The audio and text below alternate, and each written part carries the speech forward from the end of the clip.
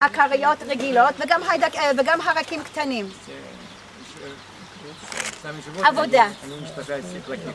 ב-20 דונם שלי, כולל הבית מאפה, מחלבה ומפעל, אין לי פועלים. עובדת לבד. בעלי שומר על ההורים הזקנים המופלגים שלהם בני 100, הם גרים בתוך הבית, ואני מחזיקה את המשק עד שהוא יחזור, עד 120 להורים שלו. ושיווק, השיווק שלי, גם אני מרוויחה על זה, אבל גם יש לי מעין עלייה לרגל. אתם יודעים מה זה עלייה לרגל? כן. אתם יודעים.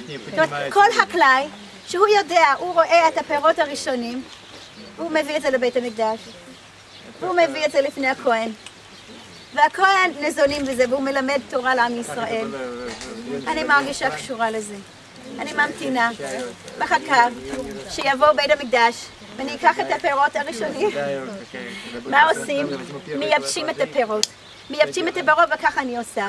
לוקחת את כל היבול, מייבשת, וככה אני מקבלת 100 קילו, סחורה, הופכת את זה להיות 10 קילו. 100 קילוגרם, которые выросли, плодов, получают 10 килограмм. ובמקום שאני צריכה לשווק את זה תוך שבוע-שבועיים, יש לי שנים לשווק את הפירות האלו.